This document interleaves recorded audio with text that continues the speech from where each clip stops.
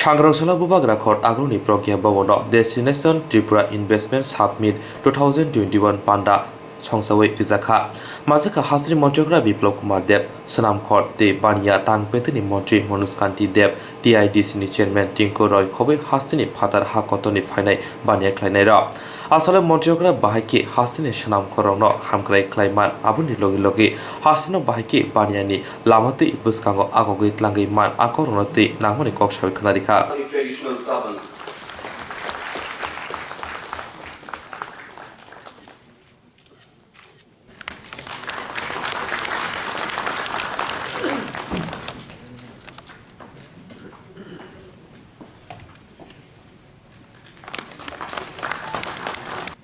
Sri Manoj Kanti Dev, Honorable Minister of Industries and Commerce, Government of Tripura, is being honoured by the same Rajasthani traditional turban. दुखद दिन था। भारत ने एक शौर्यवीर हमारे प्रथम chief of defence staff general Bipin Rawat ji, उनकी धर्मपत्नी और 11 आर्मी सेवा के प्रमुख अधिकारी जवान एक बहुत ही दुखद दुर्घटना में अष्टलक्ष्मी मात्र सिर्फ धन के हिसाब से नहीं, लेकिन एक बहुत बड़ा आपके ऊपर उत्तरदायित्व दिया गया प्रधानमंत्री जी द्वारा। उत्तर पूर्व राज्यों के साथ वर्षों तक काफी अन्याय हुआ। पुरानी सरकारें भ्रष्टाचार में लिप्त रहती थी। हजारों करोड़ रुपए जो वहां पे निवेश होता था, भारत सरकार से जाता था, उसका दुरुपयोग होता था। इस सबको बदलने के लिए to transform the north east माननीय प्रधानमंत्री जी ने पूरी केंद्र सरकार की ताकत लगाई और उत्तर पूर्व को एक फोकस दिया, फोकस रीजन के रूप में। चाहे वो मेक इन इंडिया का प्रोग्राम हो तो एक मेक इन नॉर्थ ईस्ट को प्राथमिकता दी गई, चाहे वो निवेश की बात हो तो इन्वेस्ट इंडिया ने एक डेडिकेटेड डेस्क बनाया जो नॉर्थ ईस्ट के लिए डेस्क बना। जब इंफ्रास्ट्रक्चर की बात आई तो नॉर्थ ईस्ट में कैसे बिजली की व्यवस्था सुधरे, सड़कों की व्यवस्था सुधरे, रेल कनेक्टिविटी पहुंचे, नए एयरपोर्ट बने, इंटरनेशनल एयरपोर्ट्स वहां पे और अधिक बने। हर प्रकार से इंफ्रास्ट्रक्चर को वहां प्राथमिकता दी गई। नए उद्योग को वहां पे जाने के लिए प्रोत्साहन किया गया, नई योजनाएं लाई गई। उदाहरण के लिए रबर का बहुत बड़ी संभावना है त्रिपुरा में, उसके लिए सरकार ने पूरी इंडस्ट्री के साथ चर्चा करके मुझे जानकारी मिली है शायद 30,000 हेक्टेयर में त्रिपुरा नए rubber plantations modern processing facilities के साथ बनाने जा रहे हैं। डेवलपमेंट की और ईज ऑफ डूइंग बिजनेस और जो हमारे जीवन मान उन्नयन कैसे हुआ 2 फ्लाइट से। दूसरा उदाहरण, हमारे बच्चे, हमारे न्यू जनरेशन स्मार्टफोन के बिना का जीवन नहीं चलते, इंटरनेट के बिना उनका सांस नहीं चलते। आपको जान के खुशी होगी त्रिपुरा में हर 100 आदमी में से ये जो नाम डेस्टिनेशन त्रिपुरा, इस नाम के साथ इस सभागार में जो लोग बैठे हैं उनके नाम जोड़ सकता है, उसके बारे में सोचिए।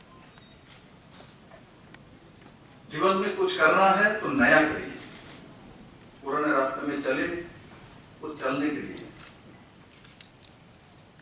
नया कुछ करेंगे तो आपको दुनिया याद रखेगी और याद रखने के लिए काम करना चाहिए।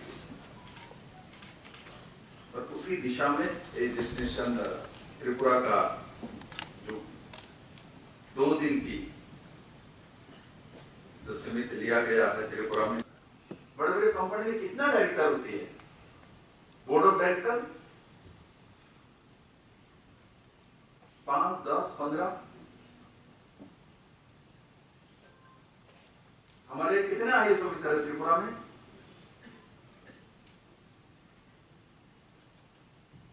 उस जगह में कभी कोई जाके सोचता ही नहीं।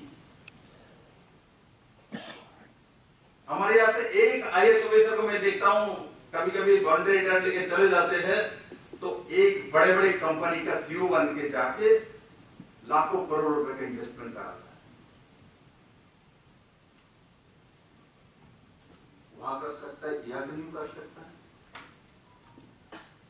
हमारे गवर्नमेंट में, चाहे NTPC में हो, चाहे पावर ग्रिड कॉर्पोरेशन में हो, जो लोग रिटायर्ड हो जाते हैं, रिटायरमेंट के बाद बड़े बड़े कंपनी में, पावर सेक्टर की कंपनी में जाके MD बनता है, चेयरमैन बनता है 60 साल बाद। बनता है कि बनता नहीं? बताइए। जितने भी बड़े पावर सेक्टर है, मैं भी जानता हूं, आप लोग भी जानते हैं, भारत सरकार में रिटायरमेंट के बाद लोग जाके वहां काम करता है और उसको प्रॉफिट में लेके चला जाता है। और यहां उनका जब कम आयु रहते, कम एज में शुरुआत करते हैं एनर्जी के साथ, पावर ग्रिड कॉर्पोरेशन में काम करना है, एक असिस्टेंट इंजीनियर से शुरू होता है इसका जीवन, बाद में MD तक पहुंच जाता है, GM, CGM तक पहुंचता है। तो वो लोग काम करने वाले लोग हैं, किंतु कभी कभी हम देखते हैं जो गवर्नमेंट सेक्टर लॉस में है, वो मानसिकता है, वो जो मानसिकता बना के रखे हुए सरकार माने ये हमारा नहीं है। आज हम कहते सरकार माने, मैं सरकार नहीं हूं, सरकार तो पूरे त्रिपुरा का पब्लिक है, उसको एहसास ही नहीं करेगा कभी। देखा मैंने 42% वोट मिली थी हमारे पुराने बंधुओं को, जो लोग सत्ता में 25 साल लगातार रहे। आज लोग इलेक्शन आए, देखा मैंने 18% आ गए और 23 में 8% में चला गया, क्योंकि लोग छोड़ रहे हैं। यूथ जनरेशन नहीं चाहता, वो देखना चाहता है मेरे 25 साल बाद क्या होगा। आज हमने कैबिनेट में डिसीजन लिया, तो 2046 तक त्रिपुरा में क्या होगा उसका भी रूपरेखा हमने तैयार कर दिया। तो आज मेरा नौजवान जो है वो दिखना चाहता है मेरे 25 साल बाद मेरे राज्य में ये होगा, ये सरकार बोल रहे हैं, देख रहे हैं, उसके सामने सपने और साकार होने का मैथमेटिक्स के साथ, स्टैटिस्टिक के साथ सामने खड़ा है, तो वो तैयार कर सकता मैं क्या बनूंगा, कहां जाऊंगा, कैसे करूंगा, कौन करेगा, कब होगा, तब जाके सक्सेस आती है। रास्ता जितना भी सुंदर हो, किंतु वहां रोकने का व्यवस्था नहीं है, तो उस रास्ते का कोई वैल्यू नहीं है। ट्रेन जितना भी स्पीडी हो, किंतु स्टेशन नहीं हो, तो वो ट्रेन तो एक्सीडेंट करेगा। 9 करोड़ रुपया खर्चा करके एक भारत सरकार मुझे दे रहे।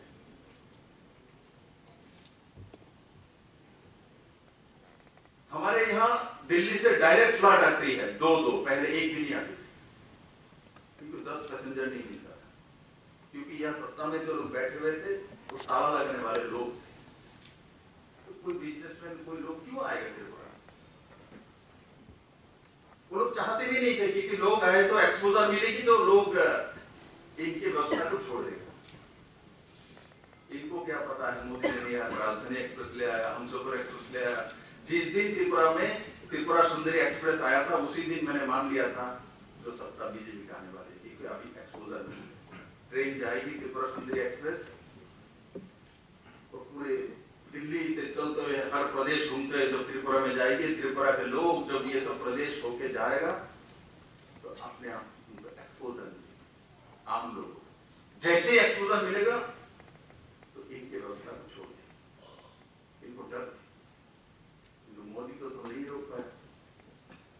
वहां सत्ता में बैठे हुए थे, वो खुद रोक रहे थे नॉर्थ ईस्ट को। मोदी ने तो ठान लिया नॉर्थ ईस्ट को हम सबसे आगे लेके जाएंगे। जैसे ही मोदी आए, आगे लेके जाने वाले इंजन आया, तो ये लोग पीछे चलने लगे। 2018 के असेंबली इलेक्शन में जो सेक्टर जोड़ता है उसी सेक्टर में आपको जाना चाहिए और जरूर आप लोग उसी दिशा में जाए। और हम लोग सरकार चलाते हैं तो मुख्यमंत्री का दायित्व होता है जो लोग इन्वेस्टर हैं इनके लिए सही वातावरण तैयार करना, सिक्योरिटी, बैंक फाइनेंस और इसके साथ साथ अलग अलग सब्सिडी, सरलीकरण, transformation, digitization, clarity, transforming, transaction, ये सब जोड़ता है। जितना जोड़ते जाएगी तो उतना राज्य की इकोनॉमी को बल मिले। अरे सरकार ये जोड़ रही है।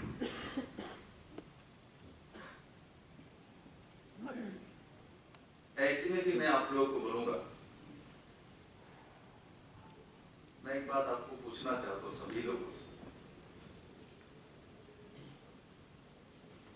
एक कोविड के समय, कोरोना काल में, महामारी पूरे दुनिया भर, पहला आया, दूसरा आया, तीसरा तैयार होकर बैठे।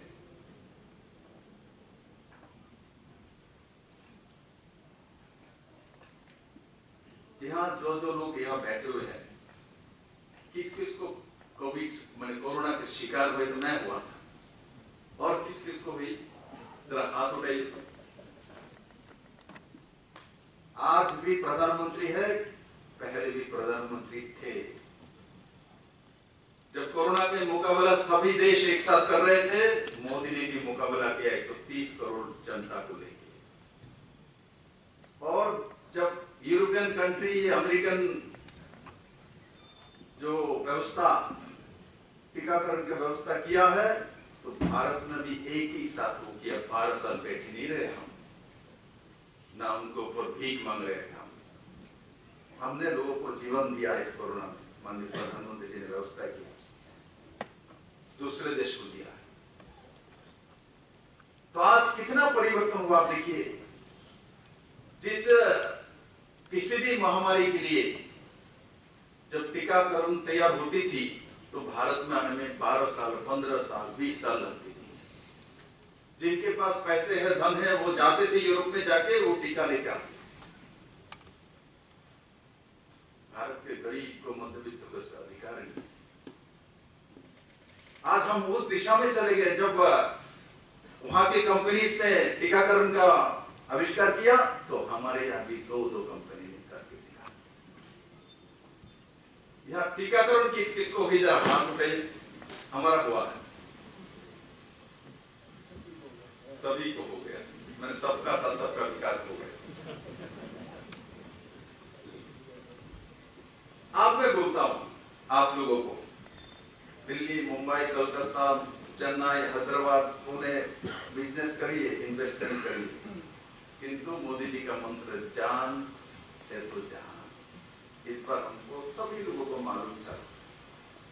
जैसे ही बोला लॉकडाउन, घर से मत निकालो, सोशल डिस्टेंसिंग, 30 लाख के पुराना 40 लाख के आसपास आबादी है, 1.5 लाख गवर्नमेंट परमानेंट एम्प्लॉई है। उसके बाद DRW, आशा कर्मी, आंगनबाड़ी दीदी, उसके बाद आउटसोर्सिंग। इसको मैंने बोला नहीं, अभी बोलेंगे तो 2 लाख के ऊपर जाएगी। 2 लाख एम्प्लॉय चलाने वाले ऑर्गेनाइजेशन है। बताइए भारत में कौन सा बड़ा कंपनी है जिनके पास 2 लाख एम्प्लॉय लेके चलाता है? इतना बड़ा कौन सी कंपनी है? मुझे बताएंगे कोई?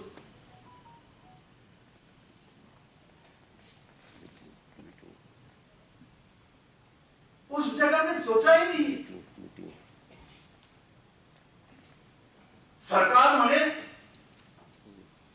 लोगों को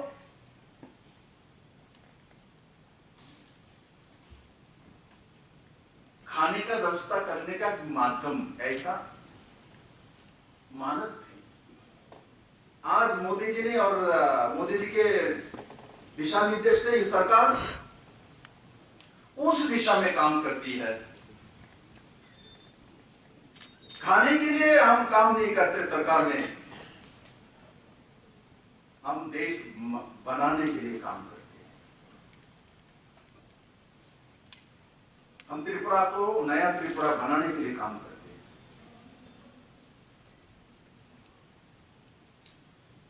हमारे त्रिपुरा के इंडस्ट्री डिपार्टमेंट की जो ऑफिशियल्स है वो बराबरी में काम नहीं करेगा तो प्राइवेट सेक्टर आके यहां काम नहीं कर सकती है।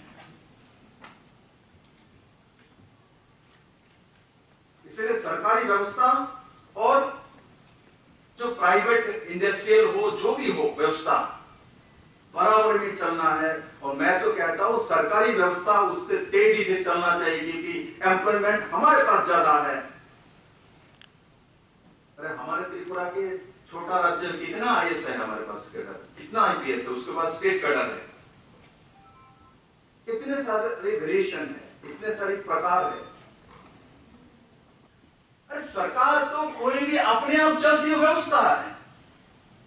कोई सोच ले डीएम होगा तभी डिस्ट्रिक्ट चलेगा, ऐसा नहीं है।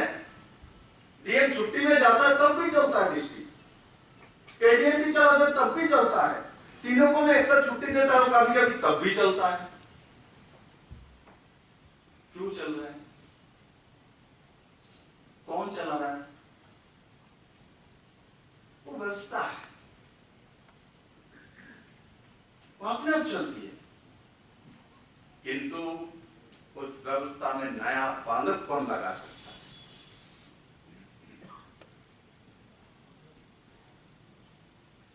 वो लोग चाहिए, वो लोग मोदी के लोग हैं जो व्यवस्था के नया पालक लगा। पहले देश में कोई भी स्कीम आती थी, एक तो ट्रांसपेरेंट नहीं थी, डिजिटलाइजेशन नहीं थी, 41 करोड़ लोगों का तो अकाउंट ही नहीं थी, भ्रष्टाचार होती थी। आपको मैं मोदी जी का एक दो उदाहरण दूंगा। वो सब सबका साथ सबका विकास कहते नहीं, करता है। पहले क्या होता था, किसी काम के लिए पात्रशिला रखा, पूजन किया, यहां ऑल इंडिया मेडिकल होगा, लगाया। अगली इलेक्शन आ गया, दोबारा वही प्रधानमंत्री आएगा, वही मुख्यमंत्री आएगा, इसको साफ करके दोबारा पानी देके साफ करके बोलेगा इस पे 500 एकड़ का जमीन का व्यवस्था किया। दोबारा इलेक्शन आएगी तो उसका बाउंड्री वॉल का उसका पात्रशिला रखने के लिए आएगी। ये कब खत्म होगा, कब तैयार होगा, कब लोगों के काम पे आएगा, इसका कोई दिशा ही नहीं है। आज मोदी जी तय कर देता है ये स्कीम लागू है और 2024 तक हर घर में पानी पहुंचेगी। ये स्कीम लागू है, 2022 तक हर घर की पक्का घर हो जाएगी। टारगेट है।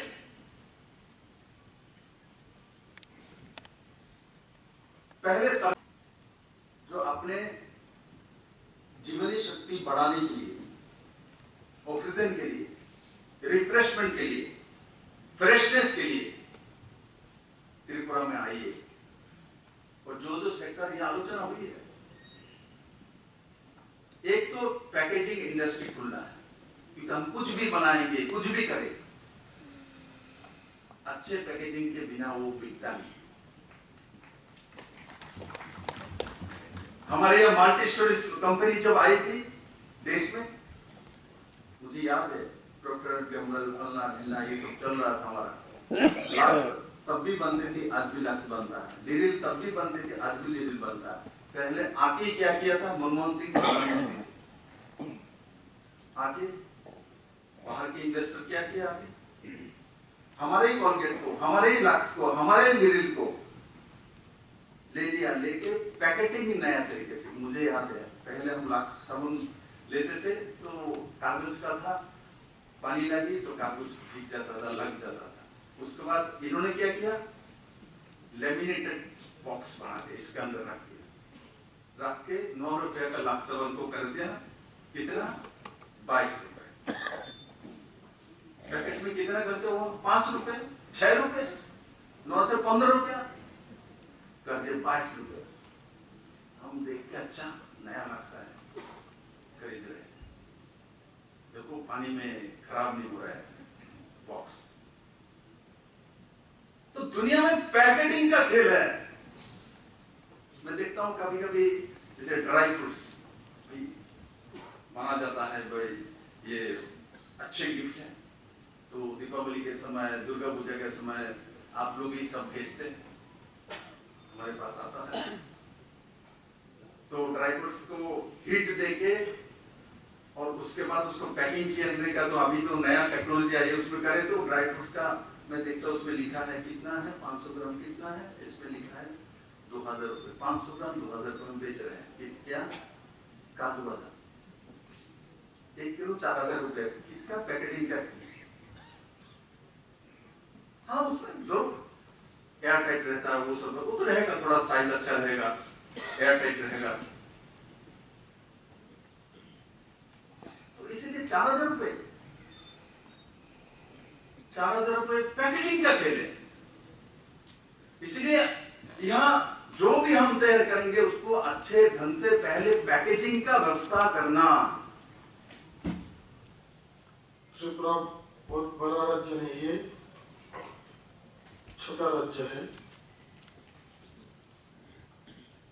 तो हमारा जो मुख्यमंत्री श्री विप्लव कुमार देव जी, उन्होंने चाहता है स्टेट में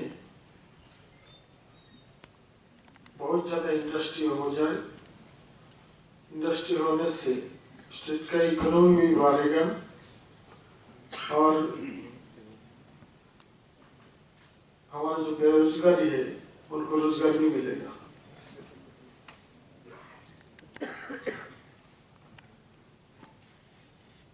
तो हमारा हाईवे भी अच्छा है, दूसरा हाईवे भी काम चल रहा है।